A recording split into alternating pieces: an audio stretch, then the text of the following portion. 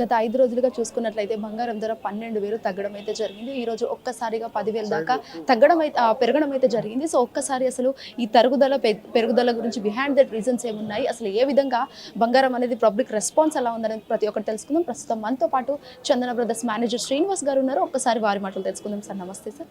చెప్పండి సార్, చూసుకున్నట్లయితే దాదాపుగా గత వారం రేట్ ఏ విధంగా ఉంది, ఇప్పుడు వచ్చిన ధర ఏ విధంగా ఉంది సార్? మీరు వారం క్రితం మీరు కూడా వచ్చారు కదా, అప్పుడు బంగారం ధర ఎంత ఉండే? 11,900 అలా ఉండే, 12,000. ఇప్పుడు 12,700. అంటే దగ్గర 10 గ్రాముల మీద 7,000 పెరిగింది. 24 క్యారెట్ చూసుకుంటే అప్పుడు 13,000 దగ్గర ఉండేది, ఇప్పుడు 14,000 దగ్గర ఉంది. 14,100 అలా నడుస్తుంది. బంగారం ధరలు అనేది మీకు అప్పుడు చెప్తున్నా తగ్గుద్దనే సమాచారం కరెక్ట్ కాదు. బంగారం ధర ఇంకా పెరిగేది. సిల్వర్ అయితే అప్పుడే చెప్పినట్టు డ్రాస్టిక్గా పెరుగుతుంది, ఊహించలేరు అని. ఇది డిసెంబర్లో ఎలా ఉందంటే జనవరిలో చాలా గట్టిగా పెరుగుతుంది అనేది పక్కాగా చెప్పగలుగుతాను. జనవరి ఫస్ట్ వీక్ తర్వాత బంగారం వెండిలో చాలా ఎక్కువ తేడా చూస్తాం ముందు. అది ఎందుకు ఏంటి అని అడిగితే చాలా కారణాలు ఉన్నాయి. అవి కొంతమంది యాక్సెప్ట్ చేయొచ్చు, యాక్సెప్ట్ చేయకపోవచ్చు. కానీ పెరిగేదానికి చాలా రీజన్స్ ఉన్నాయి. పెరుగుతాయి, పక్కగా పెరుగుతుంది. ముఖ్యంగా పెరగడానికి రీజన్స్ ఏవై ఉంటాయి సార్?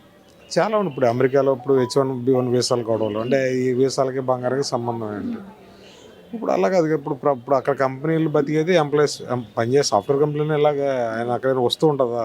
కాదు కదా. ఎంప్లాయీస్, సాఫ్ట్వేర్ ఎంప్లాయీస్ దాని ప్రొడక్టే వాళ్ళు తయారు చేస్తారు. వాళ్ళ ఆలోచనల నుంచి ప్రోగ్రామ్ నుంచి వాళ్ళు మార్కెటింగ్ చేసుకుంటారు, సంపాదించుకుంటారు.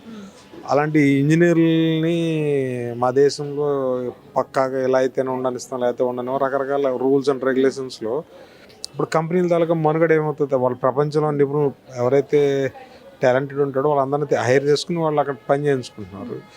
ఆ టాలెంట్ ఉన్నవాడికి పక్కకి డాక్యుమెంట్స్ ఉండాలి అంటే ఆడికి ఆ టైంలో ఉండకపోవచ్చు, లేటర్ అని రావచ్చు. ప్రస్తుతానికి అయితే కంపెనీకి ఇబ్బందే కదా, ఆ ప్రాజెక్టులన్నీ ప్రాబ్లంలు పడిపోతాయి కదా. సో ఇలాంటి ఇష్యూస్కి కంపెనీలు ఎఫెక్ట్ అవుతాయి. కాబట్టి ఇలాంటి కంపెనీలు పెట్టుబడి పెట్టేవాడు ఆలోచిస్తాడు, ఇప్పుడు పెట్టడం అవసరం అనేనా. అలాంటి అందరూ బంగారాన్నే కొంటారు. సో ప్రతిదీ ఇంటర్ రిలేటెడ్ ఉంటుంది. ఏ చిన్న విషయాలు బంగారం కింద ఇన్ఫ్లుయెన్స్ అవుతుంది. వాళ్ళ రోజులు ప్రతి చిన్న విషయం కూడా బంగారాన్ని, వెండిని, ఆయిల్ని అన్నిటినీ ఇన్ఫ్లుయెన్స్ చేసే సంఘటనలే. ప్రతిదీ కూడా ఒక యుద్ధం అవ్వచ్చు, ఒక స్టేట్మెంట్ అవ్వచ్చు, ట్రంప్ ఇచ్చే స్టేట్మెంట్ అవ్వచ్చు, భారత ప్రధాని ఇచ్చే స్టేట్మెంట్ అవ్వచ్చు, లేదా ఏదైనా దేశం ఒక స్టేట్మెంట్ కూడా దాన్ని ఇన్ఫ్లుయెన్స్ చేయగలుగుతుంది. సో బంగారం ధరలు అనేవి ప్రతిదానికి వాళ్ళు రియాక్ట్ అయిపోతున్నాయి. ఇప్పుడు పెట్టుబడి పెట్టేవాడు కాన్ఫిడెన్స్ కోసం చూస్తాడు. ఆ కాన్ఫిడెన్స్ మార్కెట్లో ఎక్కడ దొరకకపోతే ఏం చేస్తాడు? తన డబ్బులు పెట్టి ఇంట్లో కూర్చోలేడు కదా, ఇప్పుడు దాని మీద సర్క్యులేట్ చేయాలా, సంపాదించాలనే ఆలోచన అది. సో తీసుకొచ్చి గోల్డ్లో పెడతాడు. ఇప్పుడు పెరుగుతుంది కదా, ఇంకో 4 రోజులు చూస్తాడు. అప్పుడు మార్కెట్ సెటిల్ అయింది అనుకోండి, అప్పుడు బంగారాన్ని అమ్మేసి ఆడికి వచ్చింది ఆ లాభం చాలు, అది అమ్మేస్తాడు. మళ్ళీ ఆడ పాత పద్ధతిలో ఏదో కంపెనీలు ఇన్వెస్ట్ చేసుకుంటాడు, ఏమీ చేస్తాడు. టెంపరీ కోసం కొంతమంది గోల్డ్కి వస్తారు, కొంతమంది లాంగ్ టర్మ్ కోసం గోల్డ్కి వస్తారు. టెంపరీగా వచ్చినట్టుగా అడిగి 100 పెరిగినా 1000 పెరిగినా అది ఎంత పెరిగినట్టే కదా. అడిగి ఆ 1,10,000 అయిపోతుంది కాబట్టి పెద్ద చాలు, అడిగా 10,000 చాలు. అలా ఆలోచనలు కొంతమంది అంటారు. సో లాంగ్ టర్మ్ ఆలోచనలు కొంతమంది అంటారు. సార్ ప్రస్తుతం తులం బంగారం ధర ఎంత ఉంది సార్ ఈ రోజుకి? 1,40,000 1,40,900 ఉంది. అంటే దగ్గరగా 141 అనుకోండి, దగ్గర 141కి వచ్చేస్తుంది మేబీ వాళ్ళకి రేపు మార్నింగ్ అని. సో 22 క్యారెట్ వచ్చేసరికి దగ్గరగా 12,750 అలా నడుస్తుంది. ఇది కూడా ఆల్మోస్ట్ నాకు తెలిసి సాటర్డేలో 13,000 పక్క, ఎన్నో డౌటే లేదు. వెండి అయితే చూసుకోకర్లేదు, దానికి పట్టపగ్గాలు లేవు. ప్రస్తుతానికైతే 229 దగ్గర ఉంది. లాస్ట్ టైం మీరు వచ్చినప్పుడు వెండి 180-190 దగ్గర ఉంది. మీరు 2 లక్షలకి వెళ్తుందా అన్నారు, 2,30,000 దగ్గర ఉంది ఇప్పుడు. సో నెక్స్ట్ ఇది 2,50,000 దగ్గర ఆగుతుందా, 270 దగ్గర ఆగుతుందా, 3 lakhs దగ్గర ఆగుతుందా, ఇది అవడానికి నెల పడుతుందా, 2 నెలలు పడుతుంది అనేది అర్థం కాని పరిస్థితి కనబడుతుంది మనకి. సార్ ఇక్కడ వెండి అసలు తగ్గే ఛాన్సెస్ లేవా? ఇలా తగ్గడం అంటే ఏంటి నాకు అర్థం కాదు. ఫస్ట్ తగ్గడం అంటే ఏంటి? అంటే ధర తగ్గే అవకాశాలు ఏమైనా ఉన్నాయా? అసలు వెండి ధరలు తగ్గే అవకాశాలు ఏమైనా? అడుగుతున్న క్వశ్చన్ అదే. ఏ ధర మీరు అనుకున్న తగ్గింపు ధర ఎంత? అంటే దాదాపుగా 2 లక్షలకు పైగా ఉన్న వెండి ఒక్కసారి 230 ఉంది. మీరు అనుకున్న తగ్గింపు ధర ఎంత? అంటే అకార్డింగ్ టు బంగారం తగ్గట్టుగా మీకు ఎంతకు వస్తా కొనుక్కుందాం అనుకుంటున్నారు? అంటే చాలా వరకు పబ్లిక్ ఇంత క్వశ్చన్ ఏంటంటే, పబ్లిక్ మీకు క్వశ్చన్ అర్థం కాలేదు. తగ్గడం అంటే ఏంటి? 5-10 లక్షలకి వెళ్ళిపోయి 3 లక్షలకు వస్తుంది, మీకు ఓకేనా? అది కాదుగా మనం చూస్తుంది. మళ్ళీ 1,00,000 లోపుకి వస్తుందా, 70,000కి వస్తుందా, 60,000కి వస్తుంది, ఇదిగా తగ్గడం అంటే. ఇది జరగదు. నేను చెప్పి చాలామంది తగ్గడం అంటే పబ్లిక్ మైండ్లో అది తగ్గడం. వాళ్ళు బెంచ్ మార్క్ పెట్టుకుంటారు, 1,00,000కి వస్తుందా 70,000కి వస్తుందా అనుకోలేదు. నేను చెప్తుంది ఏంటంటే మీకు 1,00,000 ఉన్నప్పుడు ఇది పెరుగుతుంది తప్ప తగ్గదని చెప్పాం. 1,50,000 కూడా అదే చెప్పాం. చాలా మందికి లేదు, వెండి పడిపోతుంది, మళ్ళీ తిరిగి 90,000కి వచ్చేస్తుంది, బంగారం కూడా 1,00,000 రూపాయలకి వచ్చేస్తుంది అంటే మనం చెప్పాం ఈ అవకాశాలు ఎక్కడ కనపడట్లేదు, ఖచ్చితంగా పెరుగుద్ది అని.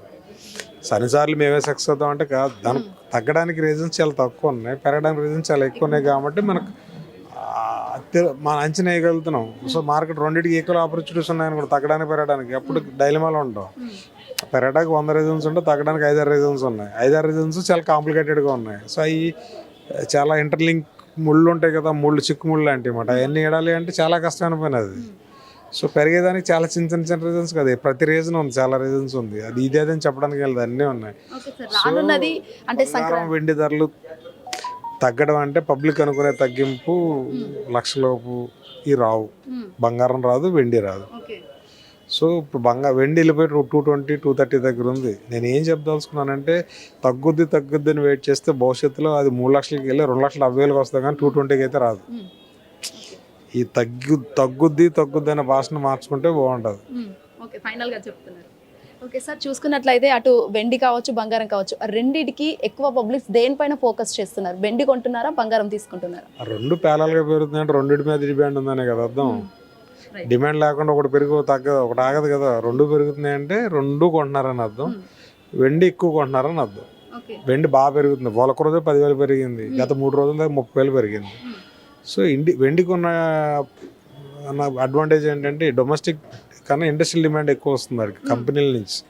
సో కంపెనీలు ఒకేసారి 1 టన్ను 2 టన్నులు 10 టన్నులు అలా కొనేస్తారు కాబట్టి ఆ డిమాండ్ అనేది ఎక్కువ కనబడి స్పీడ్గా పెరుగుతుంది. ఆ డిమాండ్ తగ్గిపోయిన తర్వాత తగ్గిపోద్దా అంటే తగ్గదు, అక్కడ ఆగుతుంది, స్టేబుల్గా ఉంటుంది. సో తగ్గుదల అనేది చాలా తక్కువ ఉంటుంది, పెరుగుదల అనేది చాలా ఎక్కువగా కనపడుతుంది మనకి రీసెంట్ టైంలో చూసుకుంటే. సో మనమైనా ప్లాన్ చేసుకుంటే కొనాలనుకుంటే కొనేసుకోవడం, లేదు లాంగ్ టర్మ్ మనకు అవసరాలు అనుకుంటే ఇన్వెస్ట్ చేసి పెట్టేసుకోవడం. వాటిని ఈ రెండు చేసుకుంటే బెటర్.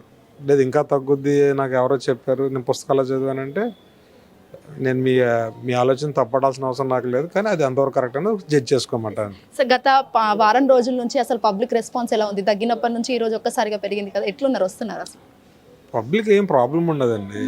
పబ్లిక్ని అసలు ఆ క్వశ్చన్ అడగరాదు. ఆ క్వశ్చన్ మనం బంగారం కొట్లోకి వెళ్ళి పబ్లిక్ వస్తున్నారు రావట్లేదని ఇది కిరాణా సరుకు కాదు కదా, అది మన దగ్గర సర్ప్లస్ అమౌంట్ ఉంటేనో లేదా దాచుకునే అమౌంట్ ఉంటేనో కొనుక్కుంటూ వస్తారు.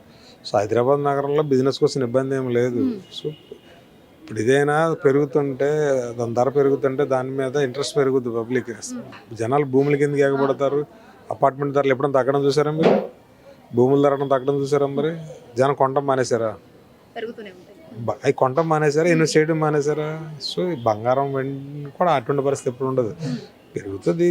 అది పెరిగిందంటే అది ఒకటే పెరగలేదు కదా, అంతకుముందు మీరు కొన్న బంగారం వెళ్ళి కూడా వాళ్ళు మార్కెట్తో కంపేర్ చేస్తే పెరిగింది. సో ఆస్తి అది, ఎవరి దగ్గర డబ్బులు ఉంటే వాళ్ళు కొనుక్కుంటూ ఉంటారు, అసెట్ లాంటిది కదా. Thank you so much sir. So చూసారు కదా, ఈ విధంగా ఆ బంగారం ధరలు పెరిగే అవకాశాలే ఉన్నాయి తప్ప తగ్గే అవకాశాలు చాలా తక్కువ. ఇన్ కేస్ తగ్గినా కూడా చాలా తక్కువ షార్టేజ్ టైంలో తగ్గి ఒక్కసారిగా మళ్ళీ పెరిగే అవకాశాలు ఉంటాయి. సో దీనిపైన బంగారం అనేది ఒక ఇన్వెస్ట్మెంట్ అని చెప్పేసి అయితే చాలా వరకు ఆరోపణలు కూడా వస్తున్నాయి. Video Praveen Shweta, hit TV, Ameerpet.